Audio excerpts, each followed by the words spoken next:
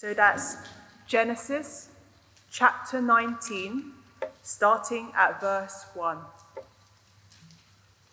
The two angels came to Sodom in the evening, and Lot was sitting in the gate of Sodom. When Lot saw them, he rose to meet them and bowed himself with his face to the earth and said, "My lords, please turn aside to your servant's house and spend the night and wash your feet. Then you may rise up early and go on your way." They said, "No, we will spend the night in the town square." But he pressed them strongly, so they turned aside to him and entered his house. And he made them a feast and baked unleavened bread, and they ate. But before they lay down, the men of the city, the men of Sodom, both young and old, and all the people to the last man, surrounded the house. And they called to Lot, "Where are the men who came to you tonight? Bring them out to us, that we may know them." Lot went out to the men at the entrance, shut the door after him, and said, "I beg you, my brothers, do not act so wickedly. Behold, I have 2 daughters who have not known any man. Let me bring them out to you, and do to them as you please, only do nothing to these men, for they have come under the shelter of my roof." But they said, "Stand back." And they said, "This fellow came to sojourn, and he has become the judge? Now we will deal worse with you than with them." Then they pressed hard against the man Lot and drew near to break the door down. But the men reached out their hands and brought Lot into the house with them and shut the door. And they struck with blindness the men who were at the entrance of the house, both small and great, so that they wore themselves out, groping for the door. Verse 23. The sun had risen on the earth when Lot came to Zoar. Then the Lord rained on Sodom and Gomorrah sulfur and fire from the Lord out of heaven. And he overthrew those cities, and all the valley, and all the inhabitants of the cities, and what grew on the ground. But Lot's wife, behind him, looked back, and she became a pillar of salt. And Abraham went early in the morning to the place where he had stood before the Lord. And he looked down towards Sodom and Gomorrah, and towards all the land of the valley. And he looked, and behold, the smoke of the land went up like the smoke of a furnace. That's Judges chapter 19, starting at verse 22.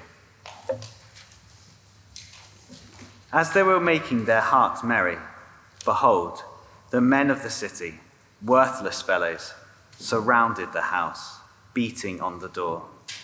And they said to the old man, the master of the house, "Bring out the man who came into your house, that we may know him." And the man, the master of the house, went out to them and said to them, "No, my brothers, do not act so wickedly.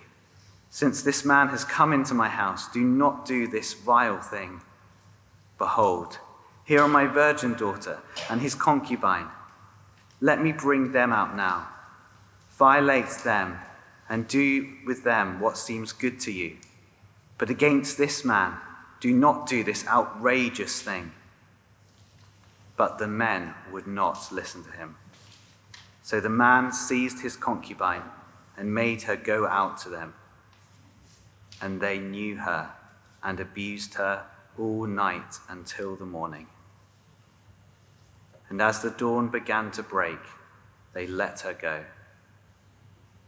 And as morning appeared, the woman came and fell down at the door of the man's house, where her master was, until it was light.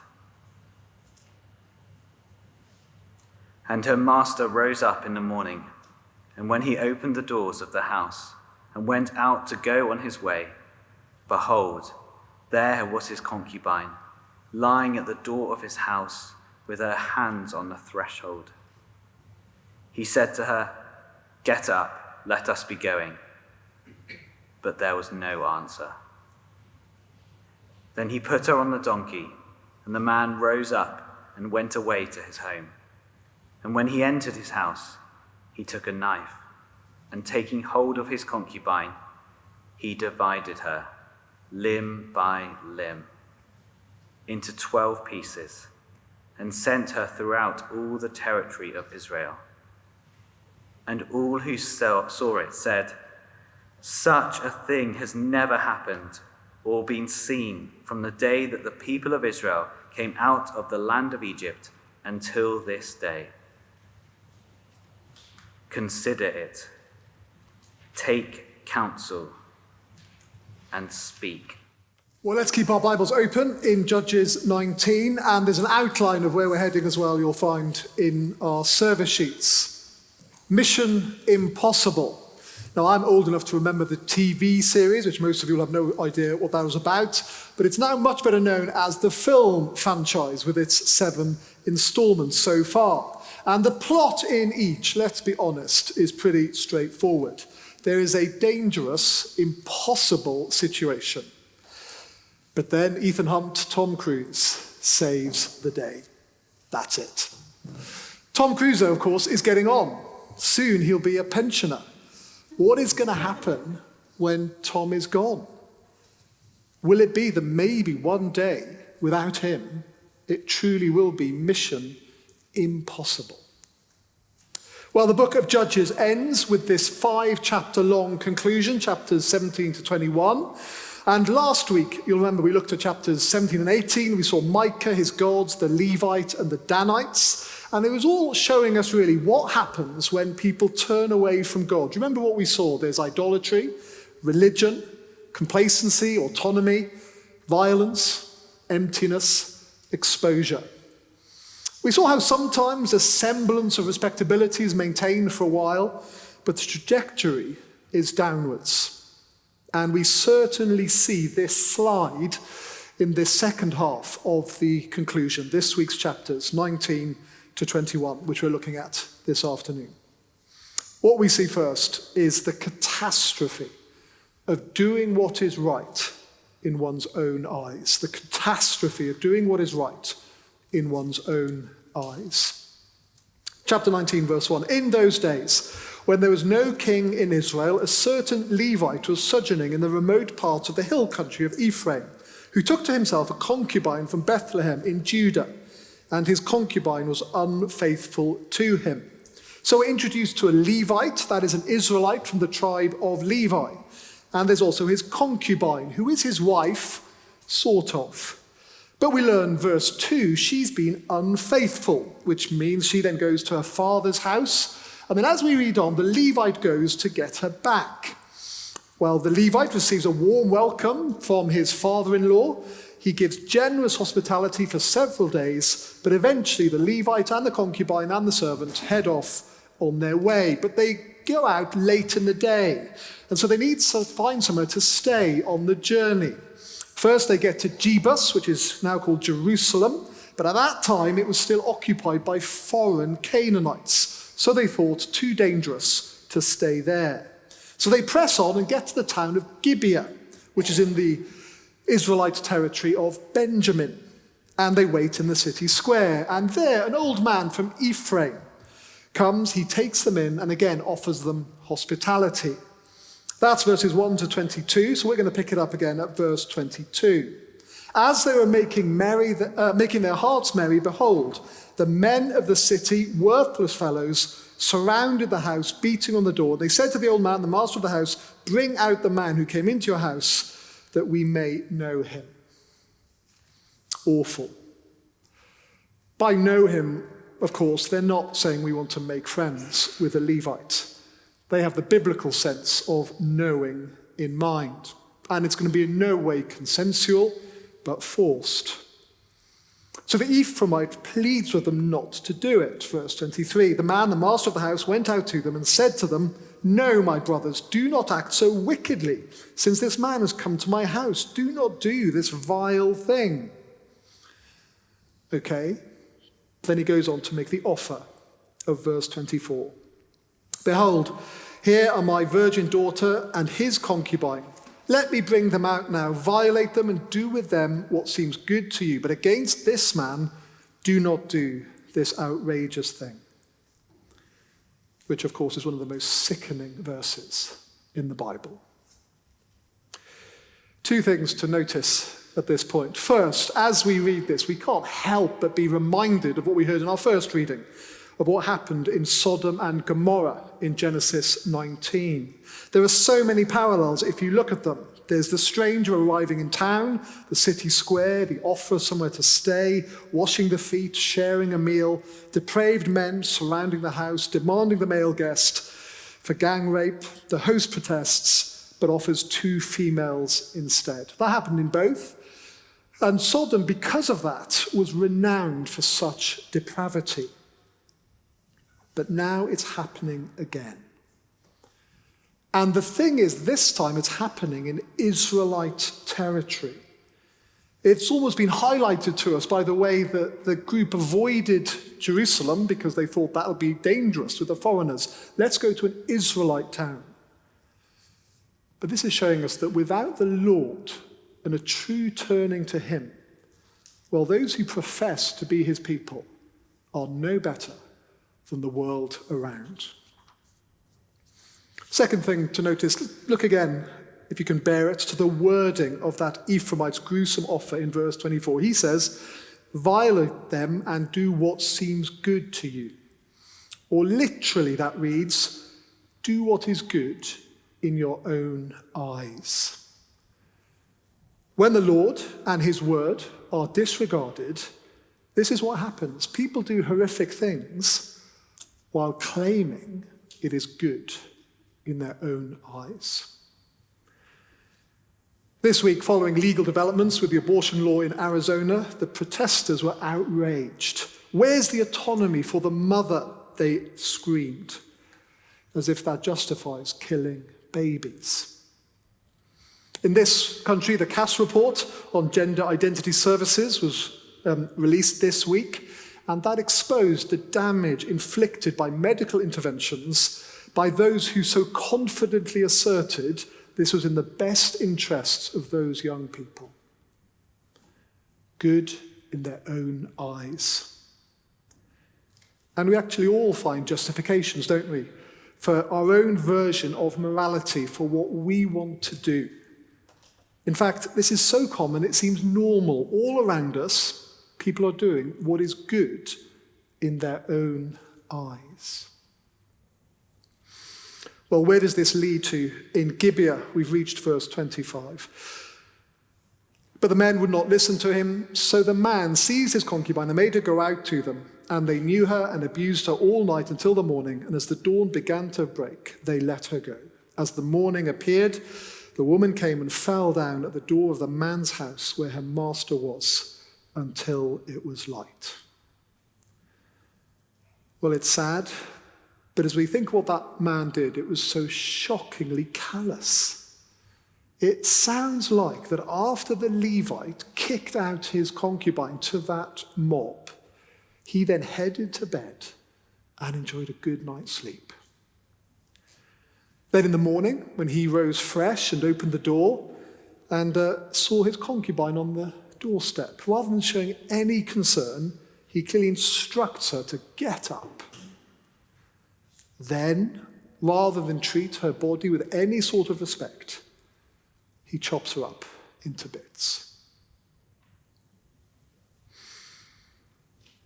Well, as we read on now, the lens widens. And what, the question is, will the rest of Israel do about this?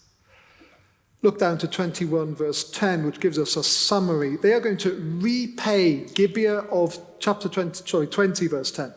They are going to repay Gibeah of Benjamin for all the outrage that they have committed in Israel. Yes, there's been an outrage. Yes, there should be punishment. But what does this look like for the rest of Israel? Well, we read on, and it turns out that the tribe of Benjamin actually sides with those in Gibeah. So it quickly becomes clear there's going to be a civil war.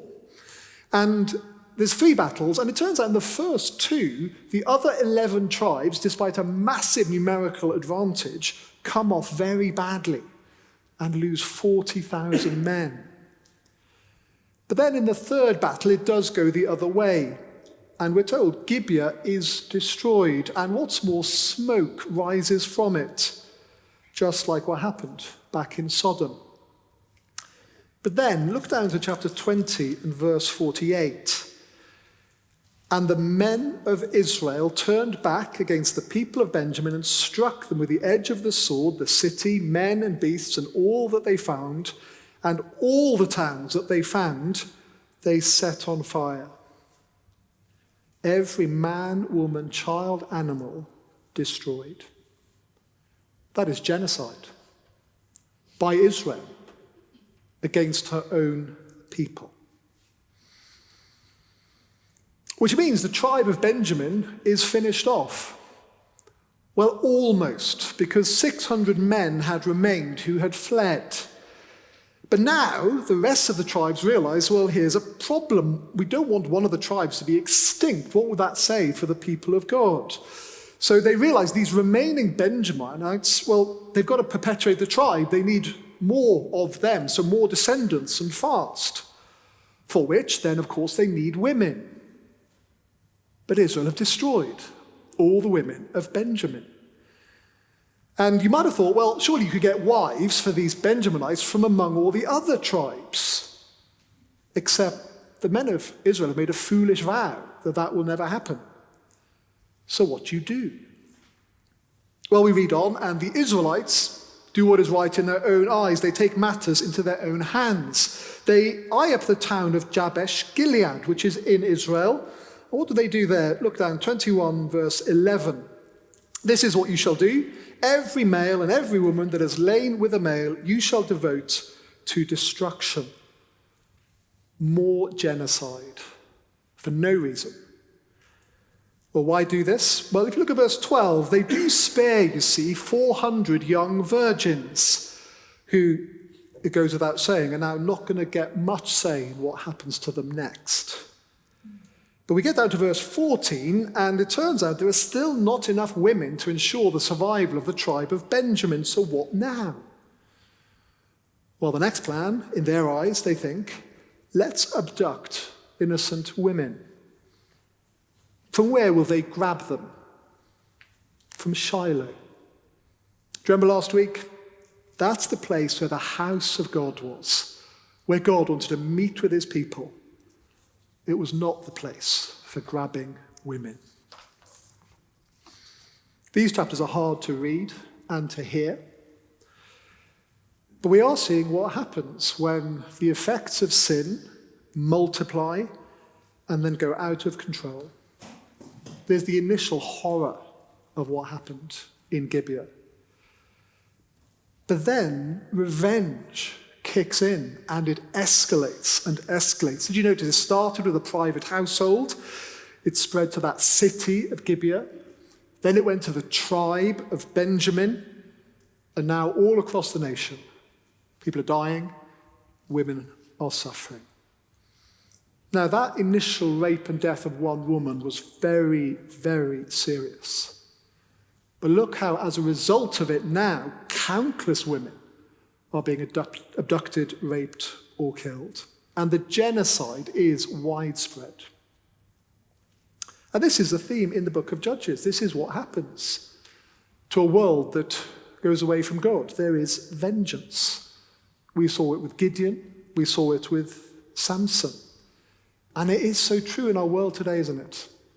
Something happens that is wrong, and it escalates and goes out of control before you know it. It happens in personal relationships. One person slights another, maybe then a family feud for generations. Or on the world stage, Russia and Ukraine, or Israel, Gaza. Overnight, we saw it escalating yet again. Because when the Lord is left behind, we are in a world of vindictiveness. People, well, actually, they are dehumanized. They are simply used for what other people want. Life is cheap. Death and destruction dominate. Now, what we see here at the end of the book of Judges really could be described as hell on earth. And using that description then actually points us to what we might say is the most serious consequence of all. The beginning of the book of Judges told us that attitudes and actions like this kindled the anger of the Lord. And so what we're seeing in these chapters, this being handed over to sin and its devastating consequences, is one expression of the anger of the Lord in history. But of course, at the same time, we should realize God is very angry with what is happening here. So his anger is being stored up to be poured out in full one day. Which brings us to the final verse of the book. In those days, there was no king in Israel. Everyone did what was right in his own eyes. We have seen the utter catastrophe of doing what is right in one's own eyes. And that's it. The end. Is there anything more to say? Well, as we reflect on all that we've seen in the book and in this passage, we do see the deliverer who is needed. The deliverer who is needed. The way Judges is written, as we got to the conclusion, we might have expected it to give us the solution. In the book so far, there have been 11 judges from Israel. But of course, there were 12 tribes in Israel. So we might have thought, surely we're now going to meet the 12th judge, the Ethan Hunt, Tom Cruise figure, who will come in at the end, come to the rescue, break the cycle of revenge, sort everything out, and all will be well. There will be rest in the land. But he just doesn't come. The book ends with a gaping void. And yet the book has shown us that if there was to have been this final judge, we've been seeing what he would have to look like. 4 marks. First, he would need to be a mighty deliverer. Remember last time we saw the city of Laish? The problem there was, we were told, it had no deliverer and was destroyed. The book of Judges has been all about deliverers. But each human deliverer that's been presented to us so far has not been up to the task. It's hard to see how anyone ever could be. As well as being a mighty deliverer, this individual does need to be a faithful king. 4 times in these final chapters, we read that these are the days in which there was no king in Israel, which of course wasn't ultimately true. Israel always had a king, the Lord. Although the people acted as if he wasn't there, they certainly didn't listen to what he said. But it was true, there was no earthly king in those days. We've seen in this book the tribe of Judah has been given some priority, which reminds us of the promise in Genesis that one day a ruler would come from this tribe of Judah. Deuteronomy then tells us more about this king. The king is needed who recognizes the Lord as supreme king, listens to the Lord, and trusts him. But again, all through Judges, the leaders, the people do what is right in their own eyes. We're left feeling, well, we don't want a king from any of these tribes, including Judah. And even a faithful king wouldn't be enough. We also need an effective priest. So actually, after you've read the main body of the book of Judges, we've heard quite a lot about 11 tribes, but one tribe has yet to be named, which is the tribe of Levi, from which should come the priest. So we think, well, maybe that'll be the solution presented. One who is a priest to step in, to mediate between this sinful humanity and a holy God. But we've been shown 2 Levites in these last chapters, abject failures. So we're asking, how could there ever be an effective priest, a faithful king, and a mighty deliverer? And actually, we need more. We need there to be a Passover rescue. Now, if you're here when we looked at Judge Ehud, you'll remember how the account highlights and brings to mind the Day of Atonement. And in fact, as we look in all the episodes in the book of Judges, each one tends to echo a particular Jewish feast. And so with this one, I wonder if you felt the Passover feel of this account. So you'll remember what happened at the first Passover back in Egypt. On the evening of the 10th plague, the Israelite family was in the house eating, just as on this evening the Levite is in the house of the Ephraimite making merry. And in both cases, Egypt and in Gibeah, there is danger looming outside. But from that point, now things diverge. So let me remind you, in Egypt, the lamb was killed, not a bone broken, the blood daubed on the doorposts. Then, come morning, the firstborn was still alive. At that point, remember, Pharaoh said to the people, "Get up and leave." And God, we're told, takes his people out of Egypt. But here in the house of Gibeah, it's the Levite who takes his wife and throws her outside. The focus is again on the door of the house. But this time, come the morning, the woman is lying there, seemingly dead. At which point the Levite says to her, "Get up." And then when she doesn't, he divides her body limb by limb, or more literally, it says, her bones were cut in pieces. That is, in all these ways, we are being presented here with, you might say, a grim parody of the Passover. It reminds us of the Passover, but it's all wrong. But it's as if to say to us, we really need a true Passover rescue, a better Exodus. But how could that ever happen? So by the end of Judges, we've got an idea of what is needed. But we may also be thinking, mission impossible. Now, job descriptions today, they're often aspirational, aren't they? In the sense that you're never going to find a candidate who ticks all the boxes. But here, if you like, is the most ridiculous job description ever.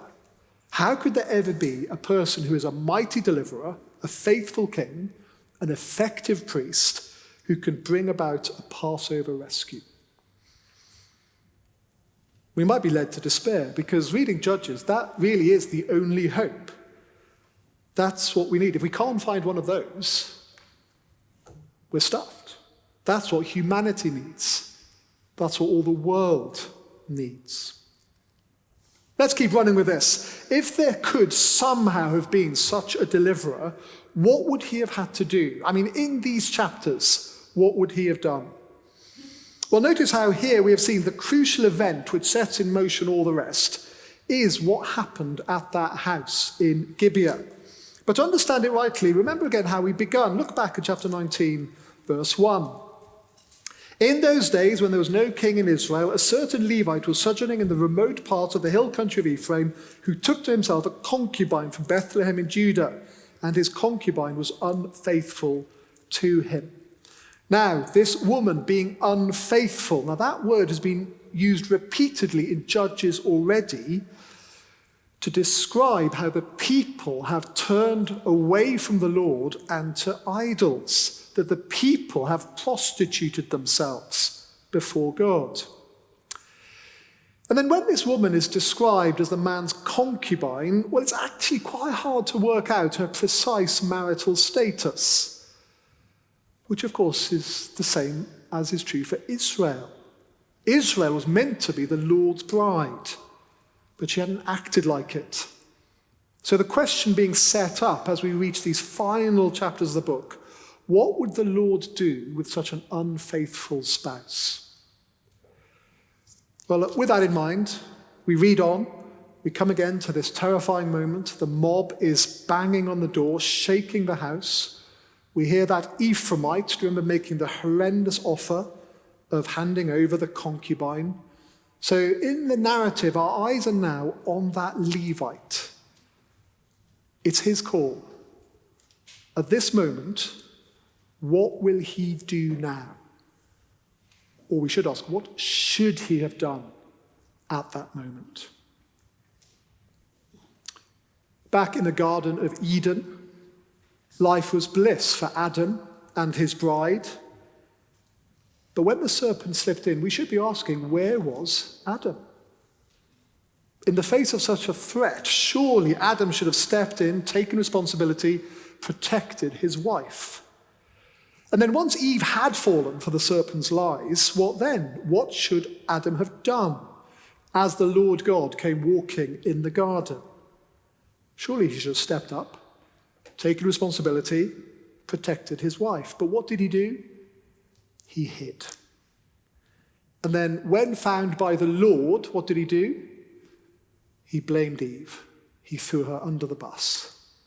He used her in an attempt to protect his own skin. The Levite hid. He stayed indoors.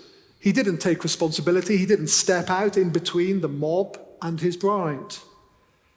Maybe he would have protested. What would have been the point? I'll be brutalized, probably killed. Although we have just seen with Samson, victory can be achieved through death. And it wasn't, of course, just that the Levite did nothing. Verse 25, chapter 19, the man seized his concubine and made her go out to them. That is, the Levite well and truly looked after number one. To save his own skin, he threw his wife under the bus. And as we read this, we must be honest. We've all done the same. Maybe when others have been attacked, maybe because of their allegiance to Christ. But we stood by and said nothing or did anything. And then in all sorts of ways, in all of life, we've just refused to step forward when we should have done. We haven't taken responsibility for others. Instead, it's been all about number one. We've turned away, knowing that others were getting hurt. Maybe we've even thrown people under the bus. So Adam failed, the Levite failed, we fail, humanity has failed. We have all done what is right in our own eyes. And the consequences, as we've seen, have been catastrophic. And for this, we all deserve to face the judgment of God. But then 1,000 years after these events in Gibeah, again it was in a garden, this time near Jerusalem, a mob was approaching, carrying lanterns and torches and weapons. It was dark and dangerous and deadly. But on this occasion, a man stepped out. He knew what would happen to him, but Jesus came forward and said to those approaching, "Whom do you seek? If you seek me, let these men go." These men, of course, are those disciples standing behind him, who were utter sinful failures, like each of us. Those disciples had deserted and denied Jesus. They deserved nothing from him. As for Jesus, he didn't have to be in Jerusalem at all, or in that garden. But he chose to be there for his people, for his bride. Jesus stepped up and said, "If you seek me, let these men go." And Jesus knew how far he would have to go to protect his people. He went on to say, "Shall I not drink the cup that the Father has given me?" That is the sin, the punishment, the anger that we deserve. He would take instead. At the cross, Jesus stepped in for us. He was the Passover Lamb of God who died to take away the sin of the world. Mission impossible? Here is the mighty deliverer, the faithful king, the effective priest, the Passover Lamb. The Israel that all the world, that each of us need. And so what? Well, turn with me to Matthew chapter 11.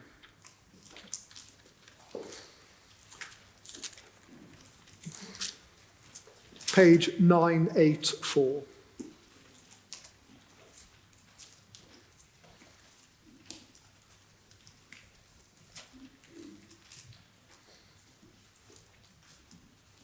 Matthew 11. Jesus is speaking to skeptical crowds.